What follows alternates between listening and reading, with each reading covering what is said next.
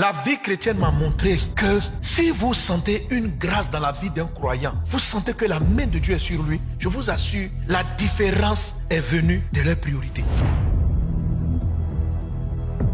Dans ta vie, tu as besoin que Dieu te favorise. La Bible nous raconte l'histoire de Caïn et de Abel. Caïn vient, il amène à Dieu une offrande. Abel, de son côté, la Bible dit des premiers-nés de son troupeau. Ça a un sens très important. Lorsqu'on décrit l'offrande de Caïn, il n'est pas dit les premiers fruits. Je suis convaincu que si Dieu précise que l'offrande de Abel était constituée des premiers-nés, ça signifie que l'offrande de Caïn n'était pas constituée des premiers fruits. Autrement dit, quand Caïn a récolté des fruits, il s'est servi d'abord et puis après, il est venu faire une offrande à Dieu. Ces deux offrandes faites à Dieu, ces deux adorateurs, deux chrétiens si vous voulez, mais juste après leurs offrandes, la faveur est venue dans la vie de l'un et la défaveur est venue dans la vie de l'autre. Ici, il n'est pas mentionné de péché, il n'est pas dit quelqu'un a volé, il n'est pas dit quelqu'un a menti, il est dit simplement l'ordre de priorité dans lequel les gens ont apporté leur offrande. Ça fait que un a attiré la faveur, l'autre a attiré la défaveur. Et l'Éternel porta un regard de faveur sur Abel et sur son offrande. La vie chrétienne m'a montré que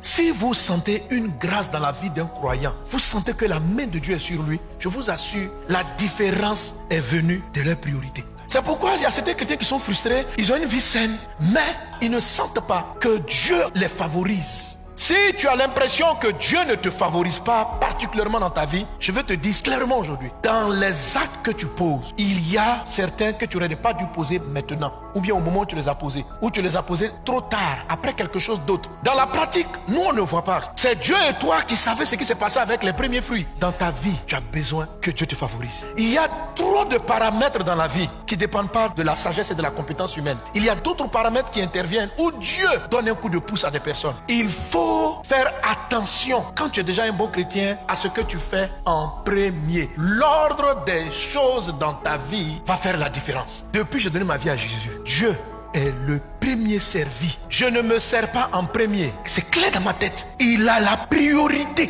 Abel a mené les premiers-nés et la graisse. C'est la meilleure partie de l'animal. Ça veut dire que tout ce qu'il y avait de meilleur, il l'a donné à Dieu. Dans ton couple, dans tes affaires, Dieu n'a pas la priorité. Ta meilleure énergie, c'est d'abord pour toi-même ton propre succès. Et puis c'est après que tu penses à Dieu. Tu es zélé dans la maison de Dieu, mais le zèle que tu donnes là, Dieu n'est pas le premier. Ton palabre avec Dieu vient de là. Dieu n'a pas la première place. Tu aimes Jésus, mais pas en premier. Tu es venu faire de puissantes offrandes, non? Mais tu avais mangé beaucoup avant. Moi, le pasteur, je suis émerveillé. Oh, tu viens amener 20 millions à Dieu.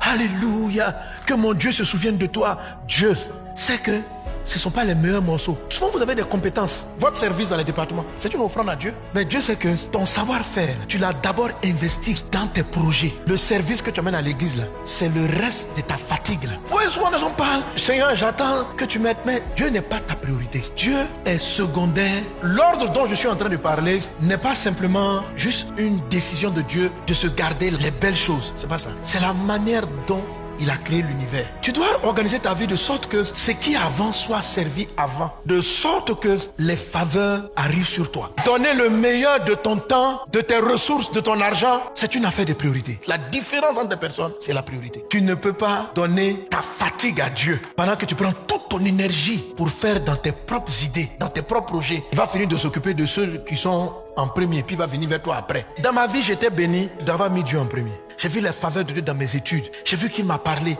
J'ai vu qu'il m'a éclairé. J'ai vu qu'il me donne de la sagesse dans l'organisation de l'église. Quand je regarde d'où je viens et je vois où on en est, je dis non, ça c'est pas naturel. Je suis favorisé. C'est pas ma force. Je suis pas plus intelligent que d'autres personnes. Non. J'ai dit chercher premièrement le royaume. Et le reste arrive. Il faut qu'aujourd'hui tu mettes de l'ordre et que tu choisisses de donner à Dieu la priorité.